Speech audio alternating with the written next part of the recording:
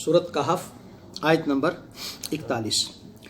او یصبح ماؤها غورا، یا ہو جائے، اصبح یصبح کا معنی ہوتا ہے ہو جانا، یا ہو جائے ماؤها اس باغ کا پانی غورن گہرا. غور کو ہم نے اس سے گہرا بنا لیا ہے، یعنی غین کو ہم نے گاف میں بدل کے اور ساتھ ہا لگا کے غور کو گہرا بنا دیا اردو زبان میں.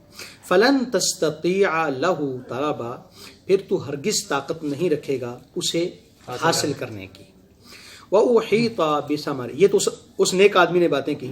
اس کے بعد پھر ہوا کیا؟ وَأُحِيطَ بِثَمَرِهِ، اس کے پھلوں کو گھیر لیا گیا، یعنی مصیبت سے عذاب میں گھیر لیا گیا. فَأَصْبَحَ، پس وہ ہو گیا آدمی، يُقَلِّبُ كَفَّيْهِ، اپنی ہتھیلیاں ملتا، یعنی کبھی ایسے کبھی ایسے الٹ پلٹ کرنے لگا، جس کو ہم اپنی زبان میں کہتے ہیں ہتھیلیاں ملنا. علی ما انفق فیہا، اس پر جو اس نے اس پر خرچ کیا تھا. وہی خاویۃ، اس حال میں اس کے پھلوں کو گھیر لیا گیا کہ ہیا وہ باغ خاویۃ الٹا پڑ گیا، علی عروشہا اپنی چھتوں پر، جو انگوروں کے لیے چھتیں بنائی تھی وہ سب ٹوٹ گئی. وَيَقُولُ، اور کہنے لگا، یا لیتنی، ہائے افسوس ہے، کاش، لم اشرک بربی احدا، کاش کہ میں اپنے رب کے ساتھ شرک نہ کرتا. اللہ فرماتا ہے وَلَمْ تَكُنْ لَهُ فِئَةٌ، کوئی جماعت، جس کو کہہ رہا تھا نا میں میری جماعت بڑی ہے، کوئی جماعت نہیں آئی، ینصرونہ، جو اس کی مدد کرتی، من دون اللہ، اللہ کے سوا. وما کان منتصرا، اور نہ ہی وہ بدلہ لینے کے قابل ہوا، اللہ سے بدلہ بھی نہیں لے سکا. جو کہہ رہا تھا نا میں یہ ہوں میں وہ ہوں، وہ بدلہ بھی نہیں لے سکا یا مدد نہیں کر سکا. ہنالک، یہاں یہ بات واضح ہوتی ہے، الولایۃ للہ الحق، سرپرستی، اختیار، یہ صرف اور صرف اللہ کے لیے حق ہے، اللہ کے لیے ثابت ہے. ہوا خیر ثوابا، اس کا ثواب جو ہے، اس کے پاس جو اجر ہے وہ بہتر ہے. وہ خیر عقبا، اور اسے ماننے کا انجام ہی بہتر ہے. تو اللہ رب العزت نے ساتھ ہی اس بندے کو سکھا دیا کہ جس پر تو اترا رہا ہے اس کا پھر انجام کیا ہوا. تو اس نیک آدمی نے کہا، پیچھے کیا تھا؟ پیچھے تھا کہ ہو سکتا ہے کہ اس پر کوئی اللہ عذاب بھیج دے اور یہ چٹیل میدان بن جائے. او یصبح، یا عذاب نہ آئے، صرف اتنا ہو جائے، او یصبح ماؤها غورا، کہ اس کا پانی گہرا ہو جائے. آخر کتنا تم کھود سکتے ہو؟